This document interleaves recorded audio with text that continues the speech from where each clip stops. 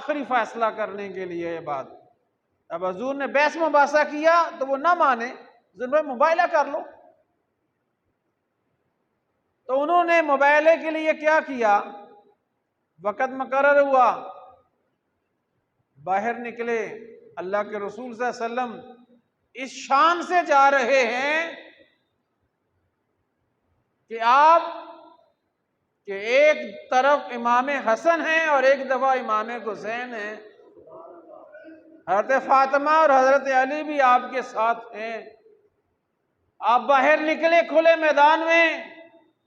ईसाइयों ने जब ये नूरानी चेहरे देखे ना, जब ये रोशन चेहरे देखे, उनमें से जो सबसे ज्यादा आलिम था ना, उसने आम के रोशन चेहरे देख के कहा इनसे मुबाइला ना करो। साथियों ने पूछा क्यों, वक़्त मुकर्रर है। फरमाया इनसे टाइम ले लो, मैं आपको बात बताता हूं। बताएं।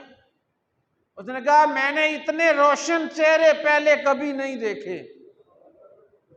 इतने रोशन चेहरे किसी झूठे के नहीं हो सकते, और मैंने इतने नूरानी चेहरे देखे हैं। अगर ये हमारे ऊपर इन्होंने लानत भेज दी तो क़यामत तक कोई ईसाई दुनिया पर बाकी नहीं रहेगा। जब हजूर ये निकले ना इस साजदाज के साथ, इन नूरानी चेहरों के साथ, रोशन और ताबार चेहरों के साथ जब निकले ना, तो वो उन्होंने वहां से भाग गए। उन्होंने कहा हजूर हम मुबाइला नहीं कर सकते, हम जिजिया देने के लिए तैयार हैं। हजूर ने जिजिया कबूल किया। रवायात में आता है कि जब वो उनके उलमा अपने इलाके में नजरान में गए ना, तो ये रोशन चेहरे देख के उनके दिल कहते थे कि ये सच्चा नबी है, और कहते हैं उन्होंने जाके वहां इस्लाम कबूल कर लिया था। तो कुरान मजीद फुरकान हमीद में इस वाक़े का जिक्र सूरह आले इमरान में आता है, और अल्लाह ताला फरमाते हैं या नबी इनसे कहो फ़कुल तालो नदो अबनाना व अबनाकुम व निसाना व निसाकुम व अनफुसना व अनफुसकुम सुम्मा नब्तहिल व नजअल लानतल्लाहि अलल काज़िबीन। फरमाया इन्हें फरमाओ बुलाएं अपने बेटे को, मैं भी बुलाता हूं, तुम भी अपने बेटों को बुलाओ, अपनी औरतों को बुलाओ, मैं भी अपनी औरतों को बुलाता हूं, और तुम भी अपने करीबियों को बुलाओ, मैं भी बुलाता हूं। फिर मुबाइला करते हैं और झूठे पे अल्लाह की लानत बेचते हैं, तो वो मैदान से फरार हो। क्योंकि हमारा भी ईमान है, जो आदमी जितना पाक होता है, जितना नेक होता है, जितना मुत्तकी होता है, उसकी दुआ उतनी ही कबूल होती है। हम औलिया कराम के पास क्यों जाते हैं? हमारा ईमान है कि ये मुत्तकी लोग हैं, ये परहेजगार लोग हैं, ये अल्लाह के करीबी लोग हैं, इनकी बात टाली नहीं जाती। तो जब इतने रोशन चेहरे देखे, इतने नूरानी चेहरे देखे, तो मैदान से भाग जाते हैं। यहां जब रवायात में मुफस्सिरीन जिक्र करते हैं कि इस मुबाइले में इमाम हसन इमाम हुसैन शामिल हैं, हज़रत फातिमा शामिल हैं, तो हुजूर की बाकी बेटियां शामिल नहीं। तो आपकी इतला के लिए अर्ज है कि ये 10 हिजरी का वाक़या है। हुजूर की बाकी तीनों बेटियां इससे पहले वफात पा चुकी थी, आपकी वफात इससे पहले है। हुजूर ने हजरत उस्मान गनी की जब ज़ौजा मोहतरमा हजरत उम्मे कलसूम जो हुजूर की दूसरी बेटी आपके निकाह में थी, उनकी वफात पे कब्र पे खड़े होके कहा था ऐ उस्मान, अगर मेरी और बेटी होती तो वो भी मैं तुम्हारे निकाह में दे देता। इस फरमाने मुबारक से पता चलता है कि इससे पहले हजूर की सारी बेटियां वफात पा चुकी थी, इसलिए वो शामिल नहीं।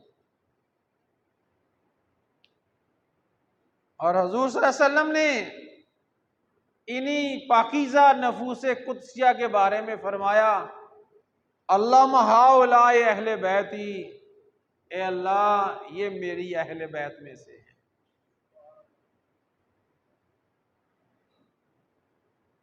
हजूर नबी अकरम सल्लल्लाहु अलैहि वसल्लम ने अपनी अहले बैत को एक फरमाने मुबारक में सफीनाए नूह के साथ तशबीह दी है। अल्लाह के रसूल फरमाते हैं, मासल सफीनत नूह मन रकबहा नजा व मन तहल्लफा अनहा हलका। हजूर ने फरमाया, मेरी अहले बैत की मिसाल किश्ती नूह की तरह है, जो उसमें सवार हो गया वो बच गया, नजात पा गया, जो पीछे रह गया वो हलाक हो गया।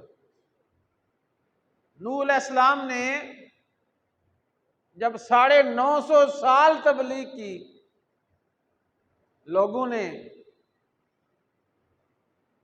दीन कबूल न किया, तो अल्लाह ने फिर कश्ती तैयार करने का हुक्म दिया उन्हें, और जितने लोग उस कश्ती में सवार हो गए उनके ईमान बच गए, उनकी जिंदगियां बच गईं।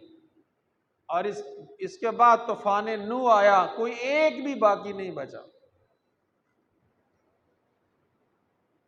तो अल्लाह के रसूल ने तशबीह देते हुए कहा, जो मेरी अहले बैत के साथ मोहब्बत करता है, इनके साथ मोहब्बत का मामला करता है, वो कामयाब हो गया। अब अभी हमने मोहब्बत का जो हमारा रवैया है ना, ये हमने तब्दील कर लिया है।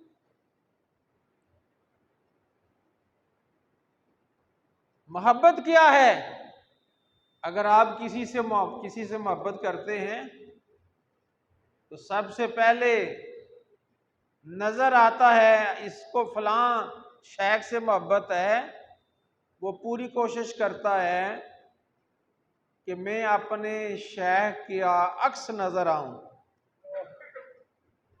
उसका लिबास, उसका अमामा, उसकी चाल, उसका ज़ाहरी ऐसे नजर आता है कि ये फलां शख्सियत का मरीद ख़ास है, क्योंकि उन्हें उनसे मोहब्बत है, अकीदत है।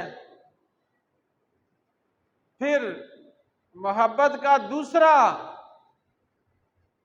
पहलू क्या होना चाहिए कि आपको पता होना चाहिए कि जिससे हम मोहब्बत करते हैं उनमें ये कमालात पाए जाते हैं, ये औसाफ़े हमीदा पाए जाते हैं, ये वो काम करना पसंद करते हैं। हमें आले बैत के साथ मोहब्बत करनी है, टूट कर मोहब्बत करनी है। अहले सुन्नत वल जमात के नज़दीक अहले बैत से मोहब्बत ईमान का हिस्सा है। ईमान का क्या है? और हजूर ने एक फरमाने मुबारक में इरशाद फरमाया है, अल्लाह के रसूल ने फरमाया कि अपनी औलाद को 3 बातें सिखाओ, कुरान सिखाओ, मेरी मोहब्बत सिखाओ, और मेरी आल की मोहब्बत सिखाओ। हमारी कुरान से कितनी मोहब्बत है, कभी सोचा है हमने? खुद मैं नहीं किसी से पूछता, लेकिन खुद जायजा ले ले, हम अपने दुनियावी मामलात में, दीनी मामलात में कुरान से कितना रजू करते हैं, कुरान से कितनी हिदायत लेते हैं, कितनी रहनुमाई लेते हैं। अब तो ये दौर आ गया है कि हमने अपने बच्चों को कुरान सिखाना ही छोड़ दिया। ये अलमिया है इस दौर का। आप बेशक नमाज पढ़ के इस मस्जिद में नमाज पढ़ के बाहर जाएं, सड़क पे जाएं तो आपको स्टूडेंट नजर आएंगे, किधर हैं जी? ये स्कूल जा रहे हैं, ये कॉलेज जा रहे हैं। अगर उनसे पूछा जाए इन्होंने कुरान कब पढ़ना है, जी उनके पास तो टाइम नहीं है। आज हमारे घरों में क्यों अफरा तफरी है? मोहब्बत खत्म हो चुकी है, बड़ों की कदर व मंज़िलत खत्म हो चुकी है। वजह क्या है? वजह बिल्कुल वाज़ेह है। आज से 20-30 साल पहले माएँ जब बच्चों को उठाती थी तो सबसे पहले उसे मस्जिद छोड़ के आती थी कि जाओ सबसे पहले कुरान पढ़ो, जाओ पहले कुरान की तालीम हासिल करो। लेकिन अगर सुबह भी कुरान पढ़ने का टाइम नहीं, जब स्टूडेंट वापस आता है शाम को पढ़ लें, कहते हैं नहीं अब इसने ट्यूशन जाना है। लेकिन वापस आके ट्यूशन से वो 1-2 घंटे मोबाइल पे कार्टून देखता रहेगा, लेकिन हम उसे कुरान नहीं पढ़ाएंगे। यही इकबाल पे काम दे के गए हैं। इकबाल कहते हैं वो ज़माने में मुअज़्ज़ज़ से मुस्लिमा होकर हम हार हुए तारके कुरान होकर। हमारे जो असलाफ हैं, जो मुजाहिदीन हैं, उनकी जिंदगियां कैसे गुजरती थी? एक हाथ में तलवार होती थी, एक हाथ में कुरान होता। हज़रत अब्दुल्ला बिन अब्बास रज़ी अल्लाह तआला जिन्हें हजूर ने पहला मुफस्सिर कुरान होने का एजाज बख्शा है, वो कुरान के साथ इतने जुड़े हुए थे, इतने जुड़े हुए थे, वो कहते हैं अगर मेरे ऊंट की रस्सी गुम हो जाती है तो वो भी मैं कुरान से तलाश करता हूँ। ये मुफस्सिर कुरान है और हजूर के चाचाजाद भाई हैं, हज़रत अब्बास के बेटे हैं। हजूर के चाचा हज़रत अब्बास, इनका नाम है हज़रत अब्दुल्ला बिन अब्बास। इनकी तफसीर भी ऐसे तफसीर अब्बास कहते हैं। ये सबसे पहली तफसीर है कुरान की। तो मैं जो आपको फरमान याद कराना चाहता हूं वो ये, अल्लाह के रसूल ने फरमाया इन्हें कुरान सिखाओ।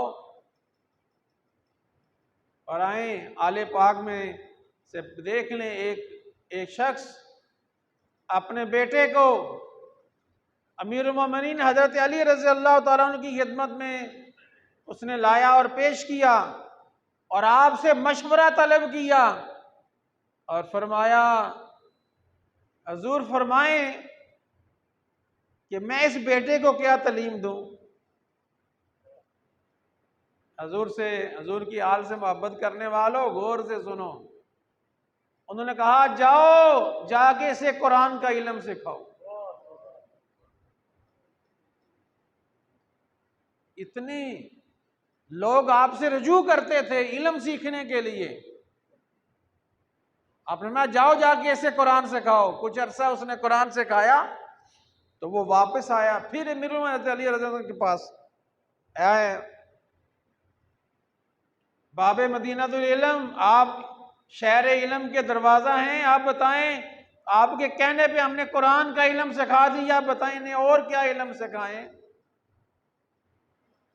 तो आपने आगे से क्या जवाब दिया? आपने फरमाया जाओ सारे उलूम का मंबा इसके सीने में आ चुका है, अब जो इल्म सिखाओगे ये गुमराह नहीं होगा। ये हदायत की किताब है ना, नूर की किताब है, रहनुमाई की किताब है।